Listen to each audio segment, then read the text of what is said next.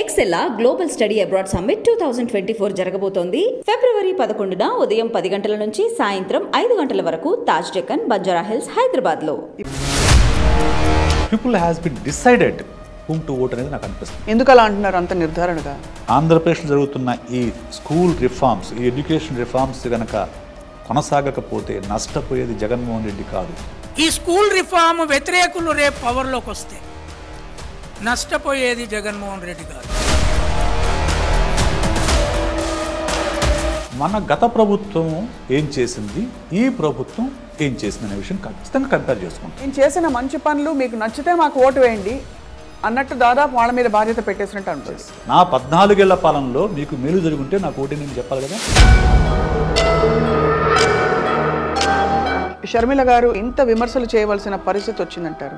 మా అన్న పైన కోపం అంటే నేను ఆంధ్రప్రదేశ్లో పార్టీ పెట్టాను, ఇక్కడ ఎందుకు పార్టీ పెడతాను ఆవిడ ఎదురు ప్రశ్నించింది. ఆ ఎమోషన్స్ వచ్చినప్పుడు పబ్లిక్ ఇన్వాల్వ్ చేసే చర్యలు మనం అలా చేస్తూ పోతే జనానికి ఎలా కనపడతాం? Looks sir, she is frustrated with something. Sharmilamma గారి విమర్శలు కంటిన్యూ అవుతున్నాయి. వీటి మూడింటిని చూస్తే మీకు ఏమనిపిస్తుంది సార్? వైఎస్ జగన్మోహన్ రెడ్డి ఒక కాంగ్రూయెంట్ లీడర్గా కనిపిస్తుంది.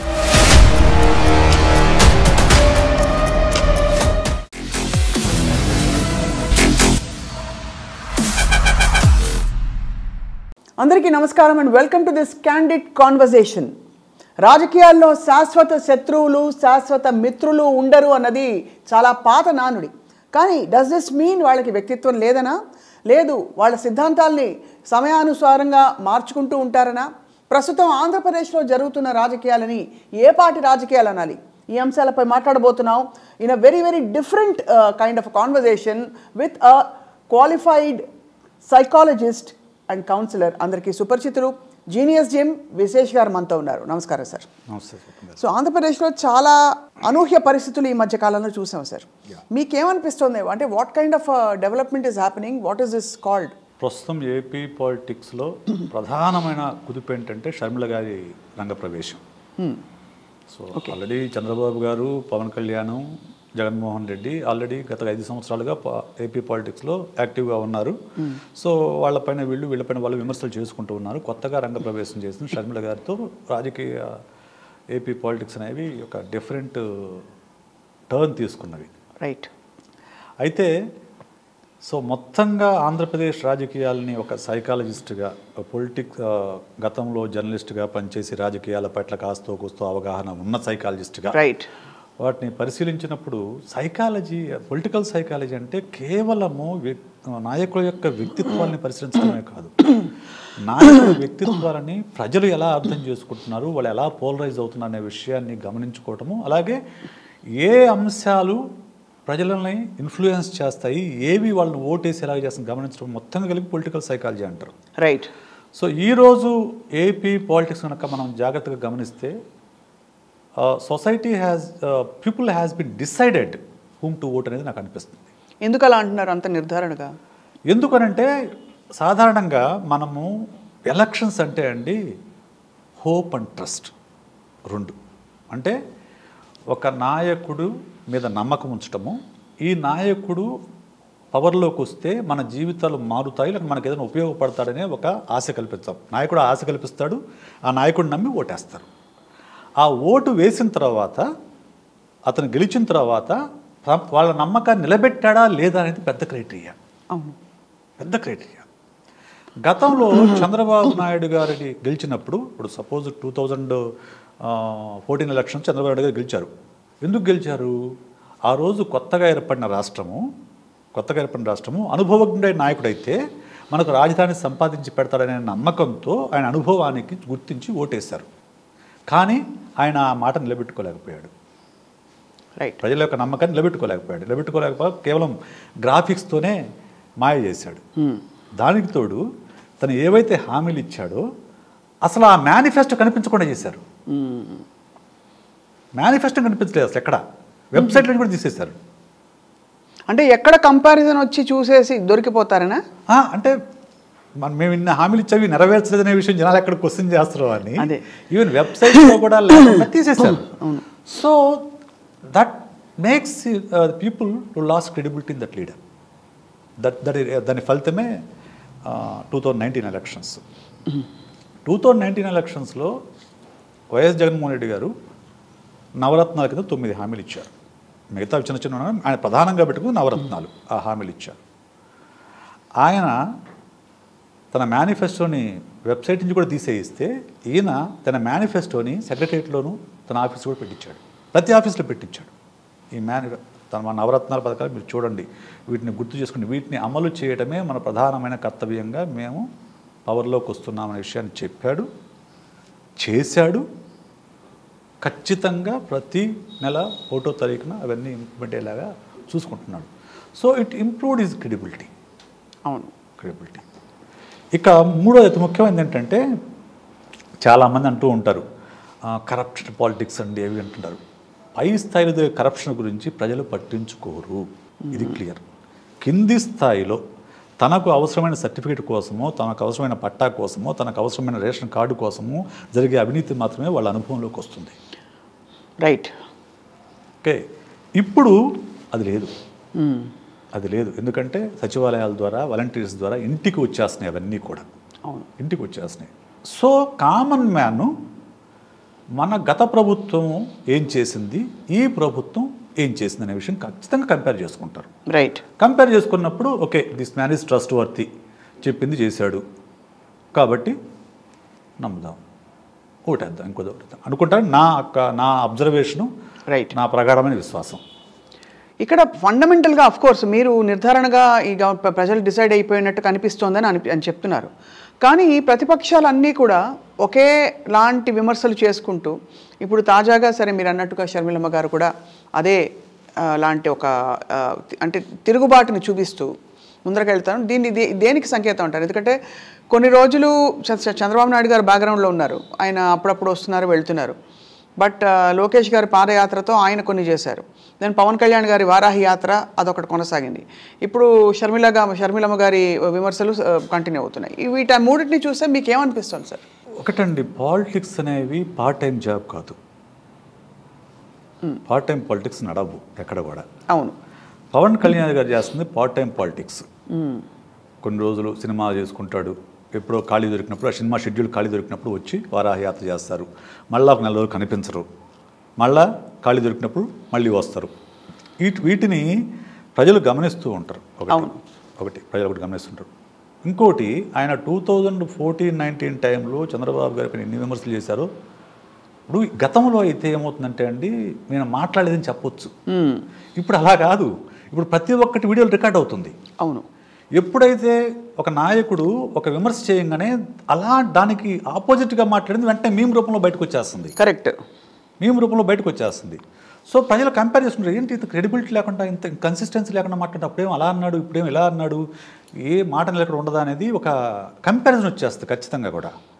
సో ఇది చంద్రబాబు నాయుడికైనా, పవన్ కళ్యాణ్కైనా, జగన్మోహన్ రెడ్డికైనా ఖచ్చితంగా వర్తిస్తుంది. సో ఈ క్రెడిబిలిటీ ఎవరికి ఉంది అనేది ఖచ్చితంగా ప్రజలు బేరీజు వేసుకుంటారు. ఏ క్రెడిబిలిటీ ఉన్న నాయకుడి పక్షాన్ని నిలుస్తారు. ఇక వీళ్ళ నలుగురి పాదయాత్రలు కానివ్వండి, యాత్రలు కానివ్వండి, పాలిటిక్స్ విషయానికి వస్తే, చంద్రబాబు నాయుడు గారు 40 ఏళ్ల రాజకీయ అనుభవం ఉన్న వ్యక్తి.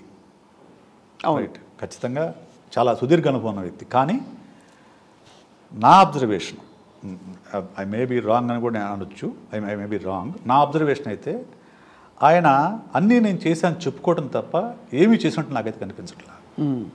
బికాజ్ ఈరోజు వైఎస్ రాజశేఖర రెడ్డి అనగానే ఫీజు రీయింబర్స్మెంటు, రాజీవ్ ఆరోగ్యశ్రీ గుర్తొస్తాయి. అవును, రైట్, కరెక్ట్. జగన్మోహన్ రెడ్డి అనగానే నాడు నేడు, secretariats, volunteer system, Rythu Bharosa, ఈ నవరత్నాల కింద అమ్మఒడి, ఇవన్నీ ఈ స్కీమ్లన్నీ గుర్తొస్తాయి. 14 ఏళ్ళు ముఖ్యమంత్రిగా పనిచేసిన చంద్రబాబు నాయుడు ఏం గుర్తొస్తుంది? ఒక స్కీమ్ కూడా గుర్తులేదంటారు? నాకైతే గుర్తులేదు.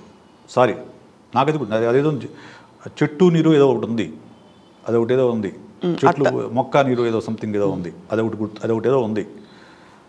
ఇంకంతమంది నాకేం గుర్తులేదు. చంద్రబాబు నాయుడు పాలనకి అందరూ చెప్పేది, ఆ పార్టీ వాళ్ళు క్లెయిమ్ చేసుకునేది ఒక హైటెక్ సిటీ. ఇంకంతకుమించి నాకేం కనిపించదు. ఏదో డెవలప్మెంట్ చాలా జరిగిపోయింది అంటారు.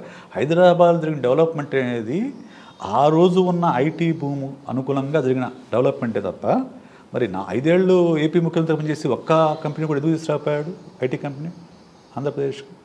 సో అది ఇప్పుడు నాయకుడనే ఇప్పుడు ఈరోజు ఒకటి చెప్తానండి, చంద్రబాబు నాయుడు గారు 14 ఏళ్ళు ముఖ్యమంత్రిగా పనిచేశాడు. ఓకే, జగన్మోహన్ రెడ్డి గారు 5 ఏళ్ళు, ఇంకా 5 ఏళ్ళు పూర్తి కాల, 4 సంవత్సరాల 9 నెలలు ముఖ్యమంత్రిగా పనిచేశాడు. జగన్మోహన్ రెడ్డి ఈరోజు ఏమంటున్నా అంటే, నా పాలనలో మీకు మేలు జరిగింది అనుకుంటే నాకు ఓటేయండి, అవును, లేకుంటే మీ ఇష్టం అని చెప్తున్నాడు. అంటే తన పాలన పైన తనకు అంత విశ్వాసం ఉంది, తనకు నమ్మకం ఉంది, ప్రజలపైన అంత విశ్వాసం ఉంది. మరి ఆ మాట చంద్రబాబు నాయుడు ఎందుకు చెప్పలేకపోతున్నాడు? నా 14 ఏళ్ల పాలనలో మీకు మేలు జరుగుంటే నాకు ఓటేయండి చెప్పాలి కదా. చెప్పలేదు. పైగా అయితే ఏం చెప్తున్నారు ఆయన, అవతల వాళ్ళని లేదు అధికార పార్టీని విమర్శించడం, ఉన్నవి లేనివి ఏవో చెప్పడం. అధికార పార్టీని విమర్శించడం అనేది పవన్ కళ్యాణ్ విమర్శించవచ్చు, షర్మిల విమర్శించవచ్చు, ఎందుకంటే వాళ్ళ ఎగ్జామ్ లేరు కాబట్టి, ఇప్పుడు రాలేదు కాబట్టి. ఒక ఆరితేరిన నాయకుడు ఉంటే గ్యారంటీగా నేను చేసిన మంచి పని ఎందుకంటే ఇలా బాగా చేస్తానని చెప్పాలి తప్ప ఇది కాదు, ఈ పందా ఎంచుకోకూడదు అంటే పందా ఎంచుకోకూడదు. ఇప్పుడు పవన్ కళ్యాణ్ ఏవో చెప్తున్నారు కదండి, ఏదో కొన్ని స్కీమ్లు పెట్టారు లాస్ట్ మేలో జరిగిన మహానాడులో 6 పథకాలు ఏవో పెట్టారు కదా, సూపర్ 6 అనేది పెట్టారు.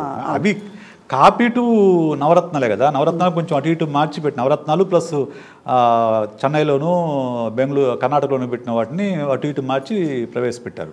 వాట్ ఎవర్ ఇట్ ఈజ్, నేను అనేది పథకాలు ఎవరైనా ప్రకటిస్తారండి, దాన్ని ఇంప్లిమెంట్ చేస్తాడనే నమ్మకం ప్రజలకు ఉందా అనేది పెద్ద ప్రశ్న. అది కలిగించట్లేదంటారు. I don't think so. కానీ ఇప్పుడు అధికార పార్టీ మాత్రం ఎంతమంది ఏం చేసినా మేము ఇలాగే వస్తాం, మేము సింగిల్గా వస్తాం అని చెప్తూ మేము చేసిన మంచి పనులు మీకు నచ్చితే మాకు ఓటు వేయండి అన్నట్టు దాదాపు వాళ్ళ మీద బాధ్యత పెట్టేసినట్టు అనిపిస్తుంది. వాట్ డస్ దట్ షో అంటే సైకాలజీ పాయింట్ ఆఫ్ వ్యూ నుంచి? That shows their confidence, his confidence in his ruling. మనం గమనిస్తే, మనం గుర్తు చేసుకుంటే 2009 ఎలక్షన్స్ అప్పుడు రాజశేఖర్ రెండోసారి పోటీ చేసినప్పుడు కొత్త పథకాలు ఏమంటే, ఎందుక కొత్త పథకాలు మనం ఇంప్లిమెంట్ చేసిన పథకాలు కరెక్ట్గా అమలు చేస్తారని ఒక్కటి కూడా కొత్త హామీ ఇవ్వలేదు ఆయన. మేము మా పాలన చూసి నాకు ఓటేయండి అడిగాడు, గెలిచాడు. సరే, దురదృష్టవశాత్తు ఆయన ప్రమాదవశాత్తు మనకు దూరం అయ్యారు. సేమ్ ఇప్పుడు జగన్మోహన్ రెడ్డి గారు కూడా నా పాలన నచ్చితే మీకు ఓటేయమంటున్నారు. ప్రతిపక్షాలు దగ్గర 100 లుసుకులు ఉండొచ్చు, 5 ఏళ్ళు నా పాలన మీరు చూశారు, నా పాలనలో మీకు మేలు జరిగింది అనుకుంటే నాకు ఓటేయండి అని చెప్తున్నాడు. దట్ షోస్ హిస్ కాన్ఫిడెన్స్ అంతే. అందుకనే వారు 175 అనేది అసలు మామూలుగా అసలు అది ఊహించలేని విషయం. అది అలా అనడం ఉన్నది, అలా అనడం. అయితే అది నిజం అవుతుందా కాదా అనేది పక్కన, లాజిక్స్ పక్కన పెడితే పిలుపు ఇవ్వడం కరెక్టే. అంటే ఎంతో కాన్ఫిడెన్స్, ఎంతో నమ్మకం ఉంటే వాళ్ళ పనుల మీద వాళ్ళకి తప్ప అలాంటి పిలుపునివ్వరంట. ఎందుకంటే అసలు 175 సీట్స్కి 151 సీట్స్ ఎవరైనా కలగన్నారా? లేదు, కలగన్నారా ఎవరైనా? పోనీ 50% ఓటింగ్ వస్తుంది ఎవరైనా? ఇప్పటివరకు స్వతంత్ర భారతదేశంలో ఏ రాజకీయ పార్టీకైనా కానీ 50% ఓటింగ్ వచ్చిందా? అంత పెద్ద వేవులు ఎన్టీఆర్ రాలేదు, అంత పెద్ద వేవులు రాజీవ్ గాంధీ కూడా రాలేదు 50% voting. But he got 50% voting and 151 seats in 170 out of 175. So, and he has confidence in his ruling. Correct. కాబట్టి 175 కొట్టేద్దామని పిలిపించాడు. సో రాకపోయినా తగ్గొచ్చు, పెరగచ్చు, అది వేరే విషయం. But that is a motivational call for his cadre. ఇప్పుడు లేటెస్ట్గా సార్ ఎందుకు షర్మిల గారు ఇలాగా అంటే ఇంత విమర్శలు చేయవలసిన పరిస్థితి వచ్చిందంటారు మీ దృష్టిలో? అంటే యాజ్ అ సైకాలజిస్ట్ ఇప్పుడు ఒక యాక్షన్స్ అన్నీ కూడా ఒక లైన్లో, ఒక క్రమంలో వెళ్ళడం అన్నది ఒక ఆర్గనైజ్డ్ పర్సనాలిటీకి లక్షణం. కానీ షర్మిల గారు she has broken all rules and ఇప్పుడు డైరెక్ట్ ఆపోజిట్గా తిరగబడిన పరిస్థితికి వచ్చింది ఇప్పుడు సిచ్యువేషన్. షర్మిల గారు పాదయాత్ర చేసినప్పుడు అప్పుడు నేను సాక్షిలో ఉన్నాను. ఆవిడ పాదయాత్ర మొత్తం నేను కవర్ చేశాను. మీరు చేశారా? కవర్ చేశారు. ఆ పాదయాత్ర పేజీలని నేనే పెట్టాను మొత్తం, ఫస్ట్ నుంచి లాస్ట్ వరకు కూడా. I really amazed for hour effort and dedication. ఎందుకంటే ఒక మగాడు పాదయాత్ర చేయటం వేరు, ఒక స్త్రీ అన్ని వేల కిలోమీటర్ల పాదయాత్ర చేయడం అనేది చాలా కష్టమైన పని. But she did it. ఇక్కడ కూడా తెలంగాణలో కూడా చేశారు. She did it. నేను అంటుంది ఆ డెడికేషన్ అండ్ కమిట్మెంట్, కన్విక్షన్ అనేది చాలా నచ్చింది నాకు. రైట్. తర్వాత ఆమె సడన్గా పాలిటిక్స్ నుంచి దూరం అయింది. ఆ తర్వాత మళ్ళీ తెలంగాణలో వైఎస్ఆర్టీపీ పెట్టింది.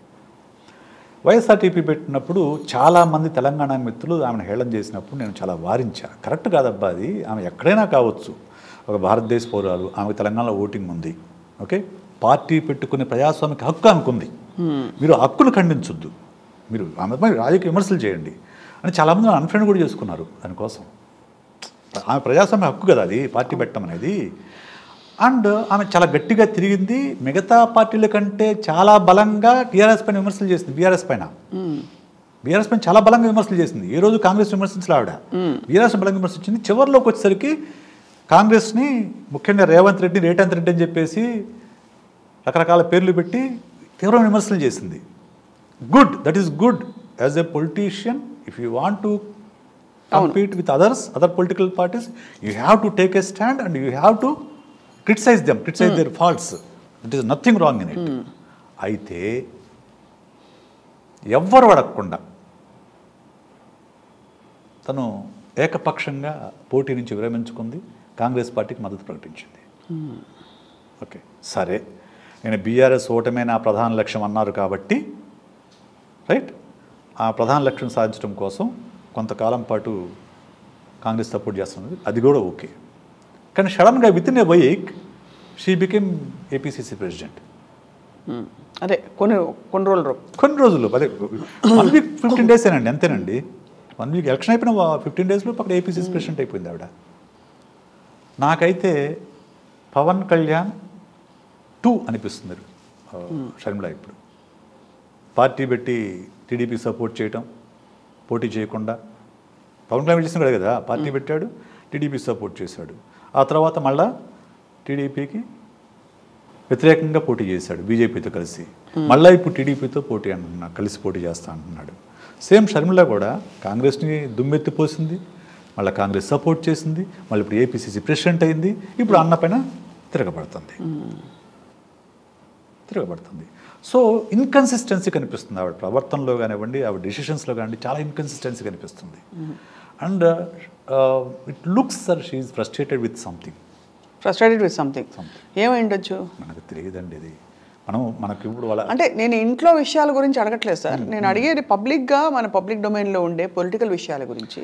మోస్ట్ ప్రాబబ్లీ ఎప్పుడు ఆవిడకి పొలిటికల్ అంబిషన్స్ ఉన్నట్టు అంత ఎప్పుడు ప్రకటించలేదు. ప్లస్ చాలా ఏళ్ళు she was not in the scene. ప్రకటించలేదు కాదు, ఆవిడ తెలంగాణ పార్టీ పెట్టినప్పుడు అడిగితే, ఈ విషయం కొంతమంది అడిగితే, మా అన్న పైన కోపం అంటే నేను ఆంధ్రప్రదేశ్లో పార్టీ పెడతాను, ఇక్కడెందుకు పార్టీ పెడతాను ఆవిడ ఎదురు ప్రశ్నించింది. అవును, రైట్. ఇక్కడెందుకు పార్టీ పెడతాను, ఇక్కడ నాకు తెలంగాణ బిడ్డను, ఇక్కడే పుట్టాను, ఇక్కడే చదువుకున్నాను, ఇక్కడే పెళ్లి చేసుకున్నాను కాబట్టి ఇక్కడ తెలంగాణలో అక్కడ వైఎస్ఆర్సీపీ ఉంది, ఇక్కడ రాజన్న రాజ్యం అవసరం ఉంది కాబట్టి ఇక్కడ పార్టీ పెట్టాను బలంగా వాదించింది ఆవిడ.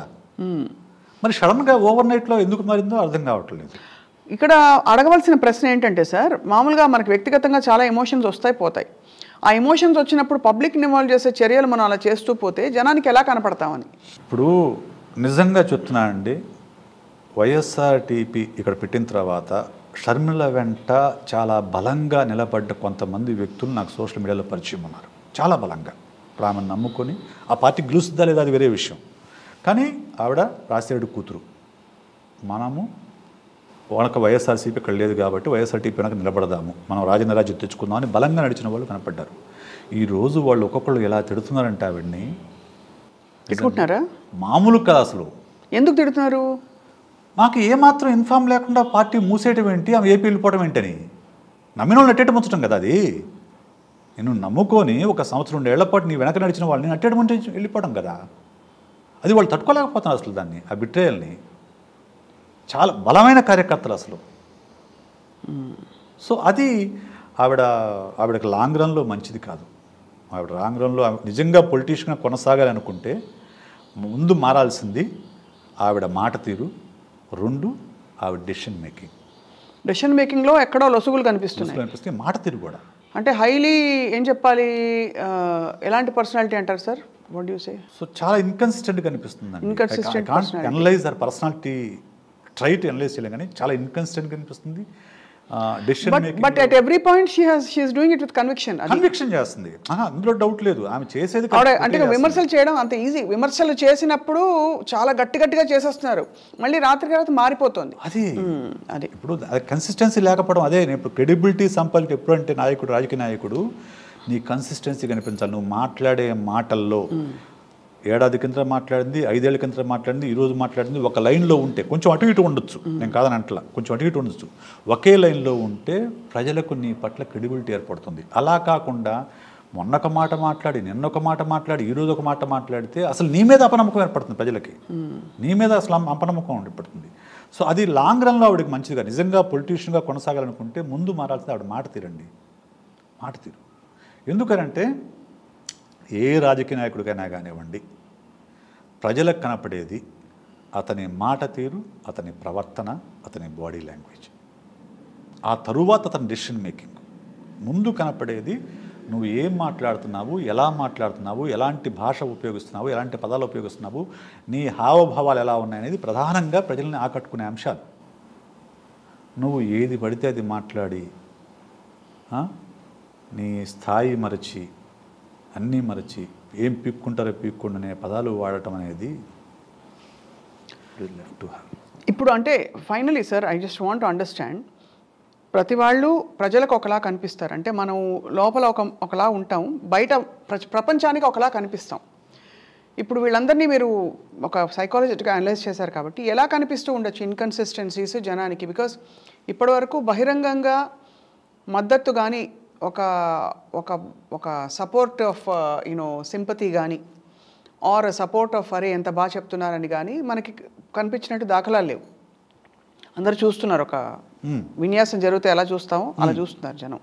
What is your analysis of how people are perceiving this whole development? Total AP scenario ముఖ్యంగా సరే ఇలా విమర్శలు చేసి decisions rash and drastic decisions తీసుకుంటున్న వాళ్ళ పరిస్థితి ఎలా ఉండబోతోంది ముందు ముందు? I'm not asking for an astrological or political prediction sir, I'm just asking about. నేను ఎప్పుడు కూడా ఒకటే చెప్తానండి, ఏ వ్యక్తి కూడా సంపూర్ణంగా మంచివాడు, సంపూర్ణంగా చెడ్డవారు ఉండరు. మన అందరిలోనూ షేడ్స్ ఉంటాయి ఖచ్చితంగా. అయితే ఏది ఎక్కువ ఉందనేది క్రైటీరియా అవుతుంది. అలాగే ప్రతి వ్యక్తికి కూడా పర్సనల్ సెల్ఫ్, సోషల్ సెల్ఫ్ ఉంటుంది. అవును, ఎగ్జాక్ట్లీ. ప్రొజెక్టెడ్ సెల్ఫ్ ఉంటుంది, so what are we projecting here? Okay, so పర్సనల్గా మనకందరికీ మన పర్సనల్ లైఫ్ ఉంటుంది, మనం ప్రజలకు కనిపించేది కొంచెం భిన్నంగా ఉండొచ్చు. అయితే ఈ పర్సనల్ లైఫ్కి, సోషల్ లైఫ్కి, ప్రొజెక్టెడ్ సెల్ఫ్కి మధ్య ఎంత కాంగ్రూయన్సీ, ఎంత ఇంటిగ్రిటీ ఉంటే ఆ వ్యక్తి అంత హ్యాపీగా ఉంటాడు. ఓకే, అంటే నేను ఎలా ఉన్నానో అలాగే మాట్లాడి అలాగే చేస్తూ ఉంటే నేను హ్యాపీగా ఉంటాను. కానీ నేనేమో లోపల ఒక రకంగా ఉండి బయటకు ఒక రకంగా నటిస్తూ కనుక ఉంటే ఖచ్చితంగా నా లోపల అన్హ్యాపీనెస్ ఉంటుంది. That is the reason for many psychological problems. Correct, right. So ఇప్పుడు నాకు కనిపిస్తున్న నా అబ్జర్వేషన్ మేరకు people may label me as a supporter of YSRCP. I don't mind it at all. నేను ఇంతకుముందు కూడా రాశాను సోషల్ మీడియాలో, నాకు వైఎస్ జగన్మోహన్ రెడ్డి ఒక కాంగ్రూయెంట్ లీడర్గా కనిపిస్తాడు. కాంగ్రూయెంట్ అంటే బేసికలీ ఆయన నమ్మింది, ఆయన చేస్తున్నది మనసా వాచా కర్మణ అంటాం కదా, అది అంతా అలైన్డ్గా ఉంటుంది. అది తప్పు ఒప్పు, అది వేరే విషయం. నేను తప్పు ఒప్పు గురించి కూడా మాట్లాడట్లా. ఓకే, తప్పు ఒప్పులు అన్ని అందరూ, but there is an integrity in the personality. Integrity, తను నమ్ముకున్నది చేస్తున్నాడు. రాజకీయ పరంగా కొంచెం అటు ఇటు అడుగులు ఉండొచ్చు, కొన్ని పార్టీల సీట్ల విషయంలో కానివ్వండి, నిర్ణయాల విషయంలో కానివ్వండి, ఒక 2 నిర్ణయాలు అమలుపరచడం కానీ కొంచెం అటు ఇటు ఉండొచ్చు. బట్ ఓవరాల్గా ఒక ఇంటిగ్రిటీ, ఒక కాంగ్రూయెన్సీ అని నాకు కనిపిస్తుంటుంది. Whereas I didn't find that congruency in Chandrababu. Not at all వచ్చింది చంద్రబాబు. అసలు చంద్రబాబులో అసలు ఎలాంటి నాకు ఏ క్వశ్చన్ కనిపించదు. పవన్ కళ్యాణ్లో చాలా ఇన్కన్సిస్టెన్సీ కనిపిస్తుంది నాకు, ఇన్కన్సిస్టెన్సీ కనిపిస్తుంది ఆయనలో. ఇక షర్మిల గారిని ఇంకా చూడాలి, ఆమె న్యూ ప్లేయర్ కాబట్టి let us wait and see. ఆమె పెద్ద ఇంపాక్ట్ ఏమి ఉండకపోవచ్చు, ఆమె ఏపీ పాలిటిక్స్లో ఆమె పెద్ద ఇంపాక్ట్ ఉంటుంది నేనైతే అనుకోవడం లేదు.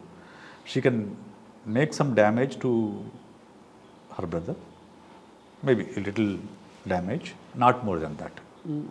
బికాజ్ నా అబ్జర్వేషన్ మేరకు, యాజ్ ఎ సైకాలజిస్ట్ నా అవగాహన మేరకు ప్రజలు తమకేం జరిగిందో అది మాత్రమే చూస్తారు.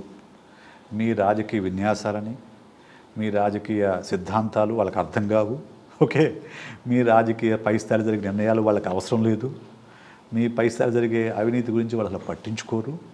ఇవన్నీ మనకు పేపర్లు రాసుకోవడానికి చదువుకున్న వాళ్ళు డిస్కస్ చేసుకునే మనం టీవీలో డిస్కషన్ పనికి వస్తాయి తప్ప రైట్ డౌన్ లెవెల్లో ఉన్న కామన్ మ్యాన్కి కావాల్సింది ఈ ప్రభుత్వం వచ్చిన తర్వాత మా జీవితం ఎలా మెరుగుపడింది అనే విషయం ఒకటి మాత్రమే పనిచేస్తుంది. రైట్. చాలా ఆ మేరకు జగన్మోహన్ రెడ్డి ప్రభుత్వం సక్సెస్ అయిందని నేను నమ్ముతున్నా. రైట్. నా అబ్జర్వేషన్. అనుకున్న పనులు చేశారంటారు. వాళ్ళు చెప్పిన పనులు చేశారు. ఒకటి రెండు చేయకపోవచ్చు, నాకు తెలిసి వాళ్ళు చెయ్యండి. ఆల్రెడీ ఏదో చెప్తున్నారు 90% 95% what ever it is, but 19% largely deliver చేశారు. రైట్ విశేష్ గారు, చాలా ఆసక్తికరంగా మారుతున్నాయి రాజకీయ పరిస్థితులు అసలు అన్ని చోట్ల కూడా. ఎంపీ ఎలక్షన్స్ పార్లమెంట్ ఎలక్షన్స్ రాబోతున్నాయి, అండ్ అలాగే ఇప్పుడు ఏపీ ఎలక్షన్స్కి మనం సన్నద్ధం అవుతున్నాం. ప్రజలు మాత్రం విజ్ఞులుగా వాళ్ళకి ఏది మేలు చేస్తుందని నమ్ముతారో అలాగే నిర్ణయం తీసుకుంటున్నారు అంటున్నారు కరాఖండి. ఇంకో విషయం ప్రస్తావించాలి, ఖచ్చితంగా ఈ విషయం మనం ప్రస్తావించాలి. ఈ విషయం ప్రస్తావించుకుని ఇంటర్వ్యూ ముగిస్తే కరెక్ట్ కాదు. ఎప్పుడైనా కానీ ఎవరైనా కానివ్వండి, మీరైనా నేను ఎవరైనా కానివ్వండి, మనం కష్టపడేది, మనం ఆశించేది మన పిల్లల భవిష్యత్తు గురించి. మన పిల్లలకి మంచి చదువు అందించాలి, మంచి భవిష్యత్తు రావాలి వాళ్ళకని కోరుకుంటాం. ఇది నిజం కదా? అవును. ఈరోజు ఆంధ్రప్రదేశ్లో నాడు నేడు కార్యక్రమం కింద జరుగుతున్న విప్లవాత్మకమైన మార్పు అనేది అసలు అన్ఇమాజినబుల్. అసలు ట్యాబ్స్ ఇవ్వటం అనేది నిజంగా అసలు నన్ను ఆశ్చర్యానికి గురి చేస్తుందండి. పిల్లలకి 8th క్లాస్ ట్యాబ్ ఇవ్వటం అనేది చాలామంది అంటూ ఉన్నారు. విమర్శలు ఏంటంటే ఆ ట్యాబుల్లో పిల్లలు అది చూస్తారు ఇది చూస్తారు అని చెప్తున్నారు, కానీ అంతకంటే ఫూలిష్ క్రిటిసిజం నేనైతే ఇంకోటి అనుకోను. నేను ఎందుకు చెప్తున్నా అంటే నా అనుభవం ఇది. నేను మా వాడికి ఇంటర్మీడియట్ అయిపోయిన తర్వాత ట్యాబ్ కొనిచ్చాను. ఇంటర్మీడియట్ అయిపోయిన తర్వాత ఇప్పటి వరకు for last 3 years he's using the tab. He's not using any textbook. ఒక ట్యాబ్ వల్ల ఉండే బెనిఫిట్స్ అవి. ఒక పేరెంట్గా మీరు చెప్తున్నారు, ఒక నోట్ బుక్ కానీ టెక్స్ట్ బుక్ కానీ యూజ్ చేయట్లేదు వాడు. He read all the books on the tab and he writes take every notes on the tab. అద్భుతమైన బెనిఫిట్స్ ఉన్నాయి. నేను పర్సనల్గా నా కౌన్సిలింగ్లో నేను ట్యాబే యూజ్ చేస్తాను. నేను పేపర్ల మీద రాయను, నా ట్యాబ్ మీద రాసుకుంటాను. ట్యాబ్లో మొత్తం నోట్స్ తీసుకుంటాను. ఇటువంటివి పిల్లలకు ఖచ్చితంగా వాళ్ళకి భవిష్యత్తు. ప్లస్ సిలబస్ మార్చారు, స్కూల్స్ మార్చారు, ఇప్పుడు ఐబీ సిలబస్ ఇంప్లిమెంట్ చేస్తున్నారు. ఇవన్నీ కూడా భవిష్యత్తు మీద పెట్టే పెట్టుబడి. మన మీటింగ్లో కంచాయలయ్య గారు అదే చెప్పారు, మీరు విన్నారో లేదో. ఆంధ్రప్రదేశ్లో జరుగుతున్న ఈ స్కూల్ రిఫార్మ్స్, ఈ ఎడ్యుకేషన్ రిఫార్మ్స్ కనుక కొనసాగకపోతే నష్టపోయేది జగన్మోహన్ రెడ్డి కాదు, ఓసీ, బీసీ, మైనారిటీ, దళిత వర్గాలకు చెందిన బలహీన వర్గాలకు చెందిన పిల్లలు నష్టపోతారు, వాళ్ళ పేరెంట్స్ నష్టపోతారు అని ఆయన చాలా I never met him, I don't want to meet him అని చెప్పారు ఆయన. ఈ 5 ఏళ్లతో ఒకవేళ ఈ ఎక్స్పెరిమెంట్ ఆగిపోతే, ఈ స్కూల్ రిఫార్మ్ వ్యతిరేకులు రేపు పవర్లోకి వస్తే నష్టపోయేది జగన్మోహన్ రెడ్డి కాదు, నష్టపోయేది కూలి చేసుకునేటోళ్ళు, నష్టపోయేది వాళ్ళ పిల్లలు టై కట్టుకొని బూట్లు వేసుకొని మంచి ఫుడ్ తింటూ ఇంగ్లీష్ మీడియంలో అంబానీ స్కూల్ లాంటి ప్రభుత్వ స్కూల్లో చదువుకుంటున్న పిల్లల తల్లిదండ్రులు, వాళ్ళ భవిష్యత్తు, ఈ దేశంలో పుట్టబోయే ఐన్స్టీన్లు ఆగిపోతారు. చదువు పట్ల అవగాహనలు ఎవరైనా కానీ, పిల్లల గురించి ఆలోచించి ఎవరైనా కానీ ఈసారి ఖచ్చితంగా ఓటేస్తారండి. తప్పకుండా. అంటే ఇది అంటే ఇలాంటి ఒక రెవల్యూషనరీ రిఫార్మ్ వస్తుందని కూడా ఊహించలేదు. అందరూ మాట్లాడతారు కానీ స్వతంత్ర భారతదేశం వచ్చిన తర్వాత స్వతంత్ర భారతదేశంలో చదువు పైన ఎంత ఇన్వెస్ట్ చేసి లేరు. చదువు పైన అంత, ఎస్పెషల్లీ ప్రాథమిక మాధ్యమిక విద్య పైన ఎంత భారీ స్థాయిలో, ఎస్పెషల్లీ మన తెలుగు రాష్ట్రాలు అయితే నాకైతే తెలియదు. I'm in to journalism for last 25 years and I'm reading news paper for last 30 years. నేను చూడలేదు. హెల్త్లో విప్లవాత్మక మార్పు తెచ్చింది రాజశేఖర్ తీసుకొచ్చాడు, రాజీవ్ ఆరోగ్యశ్రీ కింద. ఇప్పుడు ఈయన ఎడ్యుకేషన్ సిస్టమ్ని, హెల్త్ కూడా ఇప్పుడు కొత్త మెడికల్ కాలేజీలు, ఫ్యామిలీ డాక్టరు, ఇటువంటివి. మేడం ఒకటే గుర్తుపెట్టుకోండి, హెల్త్ అండ్ ఎడ్యుకేషన్, ఈ రెండింటి మీద ఎవరైతే దృష్టి పెడతారో వాళ్ళని జనాలు దేవుళ్ళలాగా పూజిస్తారు. ఆనాటి బ్రిటిష్ కాలం నుంచి ఈనాటి వరకు బ్రిటిష్ వాళ్ళు మన దేశంలో అంతగా గట్టిగా స్ట్రాంగ్గా ఉండే కారణం ఏంటంటే వాళ్ళు హెల్త్ అండ్ ఎడ్యుకేషన్ని కామన్ మ్యాన్కి పరిచయం చేశారు. వాళ్ళు వచ్చిన తర్వాత స్కూల్స్ వచ్చింది. అంతకుముందు స్కూల్స్ ఎక్కడ ఉన్నవి? కామన్ మ్యాన్కి ఎక్కడ ప్రవేశం ఉంది వాటిల్లో? హాస్పిటల్ ఎక్కడ ఉన్నవి? కామన్ మ్యాన్కి ఎక్కడ ఉంది? వాళ్ళు త్రూ ఎడ్యుకేషన్ సిస్టమ్ ద్వారా అందరు కామన్ మ్యాన్ తీసుకొచ్చారు. This is going revolution in AP. ఖచ్చితంగా వాళ్ళు కోర్టులు తెచ్చిపెట్టి నేను అనుకుంటున్నాను. చాలా బ్యాలెన్స్డ్ అనాలిసిస్ ఇచ్చారు విశేష్ గారు. ధన్యవాదాలు మీకు. And will wait and watch what's going to happen in AP. నమస్కారం. Thank you all for watching.